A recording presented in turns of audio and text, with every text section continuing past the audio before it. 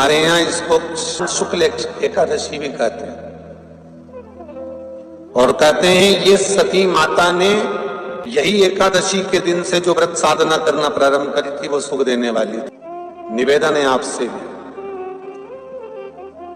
कोई कार्य अटक रहा है, तकलीफ आ रही है, दुख है, लक्ष्मी नहीं आ रही, परेशान हो, 108 बेलपत्र की, जो बेलपत्र होते हैं उसकी, इसको छेद तो करते नहीं है सुई से, बेलपत्र की डंडी को बांधते जाओ 108 बेलपत्र की माला बना लो, और माला बनाकर भगवान शंकर के गले में, शंकर के शिवलिंग को जो चढ़ा देता है उसकी मनोकामना भगवान शंकर पूरी कर देते हैं। अटा एकादशी 108 बेलपत्र की माला बनाकर शंकर भगवान को समर्पित करी जाती है। माता लक्ष्मी ने भगवान विष्णु को पाने के लिए तुलसी की माला बनाकर समर्पित करी थी, जैसे सती ने शिव को पाने के लिए, कामना को पूर्ण करने के लिए। शास्त्र कहता है घर के बुजुर्गों को, घर के बड़ों को, जेठ जेठानी हो, सास ससुर हो, घर में जो तुम्हारी उम्र से बड़ा हो, उसको आज पीला फूल या पीली चने की दाल या पीला वस्त्र, कुछ भी पीली सामग्री आज घर के बड़ों को देना चाहिए। क्यों देना चाहिए? तो शिव महापुराण की कथा कहती है कि जो शुक्ल पक्षी की एकादशी के दिन पीली वस्तु का दान दे देता है, घर के किसी ब्राह्मण को देने नहीं जाना, किसी मंदिर में देने नहीं जाना, आपके ही घर में, आपके ही घर के बड़ों को किसी भी पीली चीज का दान कर सकते। फूल हो, मिठाई हो, कोई अनाज हो, कोई वस्त्र हो, पीली वस्तु का दान दे दो। क्यों होगा? क्या होगा उससे?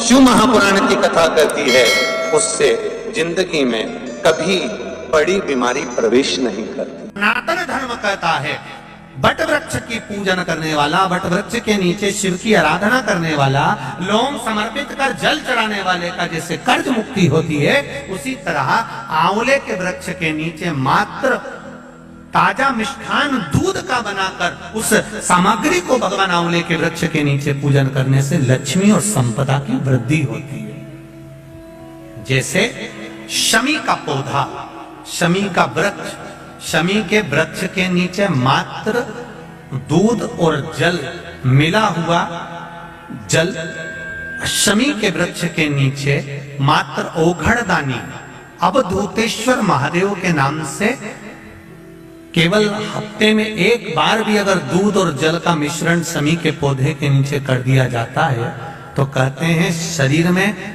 बड़ी से बड़ी अगर बीमारी है, कहीं कैंसर जैसा रोग है या किडनी लीवर जैसा रोग है, कोई भी तकलीफ, कोई गांठ अगर शरीर में हो गई है, तो शमी के वृक्ष के नीचे दूध का जल थोड़ा सा हफ्ते में एक बार अवधूतेश्वर महादेव के नाम से समर्पित कर देने से रोग का निवारण होने लगता है, रोग थम जाता है और आगे नहीं बढ़ पाता और उसका इलाज चालू हो जाता है, सुख का अनुभव।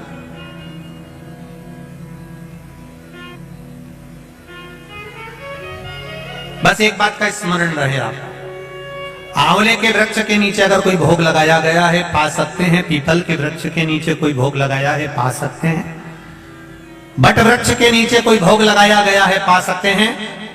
जिस वृक्ष के नीचे भोग लगाओगे पालोगे, पर शमी वृक्ष के नीचे का जो भोग लगाया गया है वो नहीं पाया जाता। शमी वृक्ष का जो प्रसाद है वो आपको वहीं छोड़ना पड़ता है। शमी वृक्ष का प्रसाद वहीं छोड़, जैसे पीपल के पत्ते में पराग होता है।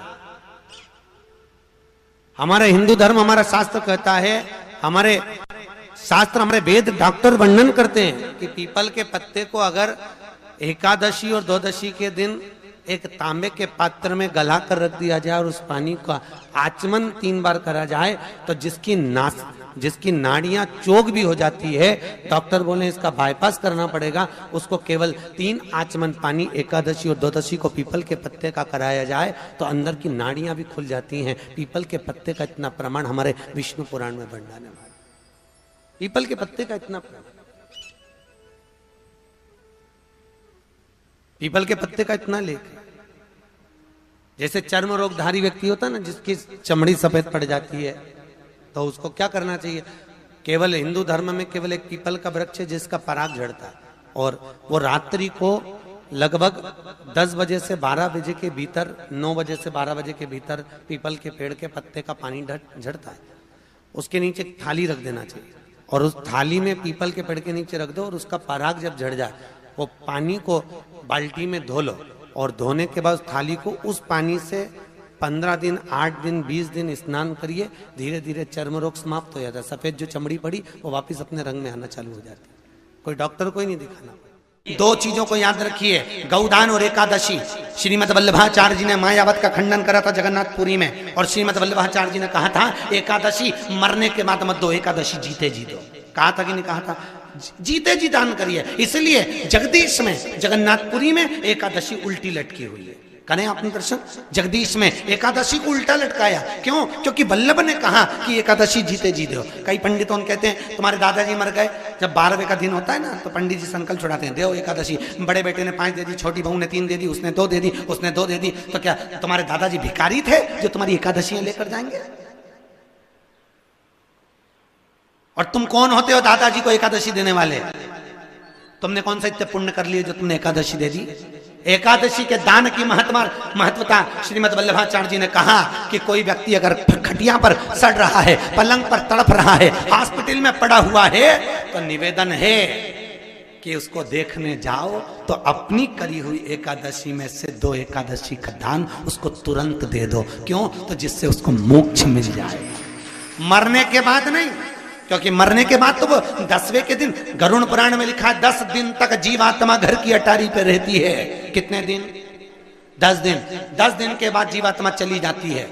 कहां जाती है? उसको जहां जाना है। 3 दिन में उसको भोग भोगना पड़ता है जीवात्मा को। 3 दिन नरक का भोग भोगती है, उसके बाद स्वर्ग का भोग भोगती है। 18 दिन में ये प्रोसेस पूरी हो जाती है। कितने दिन? 18 दिन। 18 दिन के बाद में उस जीवात्मा को धान के खेत में पटका जाता है। किसके खेत में? धान के, चावल के खेत में। इसलिए कहते हैं एकादशी के दिन चावल मत खाओ। कहते कि नहीं कहते? और क्या कहते हैं? द्वादशी के दिन चावल खाना जरूरी है।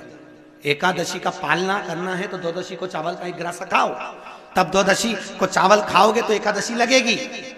चावल नहीं खाओगे तो एकादशी नहीं लगेगी। द्वादशी को चावल खाना जरूरी है। क्यों कहते हैं? क्योंकि धान के खेत में जीव को छोड़ा जाता है, उस धान के खेत में, चावल के खेत में जीवात्मा रहती है। उसको चिड़िया खाती है तो चिड़िया के रूप में जन्म लेता है, मनुष्य खाता है तो मनुष्य के रूप में जन्म लेता है। इसलिए एकादशी के दिन चावल नहीं खाया जाता, क्योंकि एकादशी के दिन हम चावल खाएंगे तो जीव हत्या का दोष लग जाएगा। फिर कब खाना है? द्वादशी के दिन। द्वादशी के दिन क्यों खाया जाता है? क्योंकि हम एकादशी के व्रत करे रहते हैं, और पहला घासा जब चावल का खाते हैं तो अपनी करी हुई एकादशी का पुण्य, जितने जीव हमारे मुंह में जाते हैं उनको उसका पुण्य मिल जाता है, और उनका फिर जन्म नहीं होता, वो तर जाते हैं, उनको एकादशी का भाग मिल जाता है। इसलिए कहते हैं एकादशी को चावल मत खाओ, पर द्वादशी को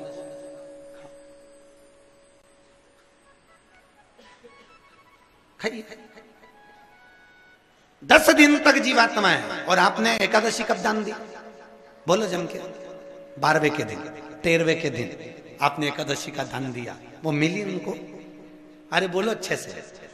कई तो अभी तक कर रही होगी, हमारे दादाजी के निमित्त की कर रहा है, कर ले। फिर वही वाली बात आ गई, गुलाब के फूल में पानी।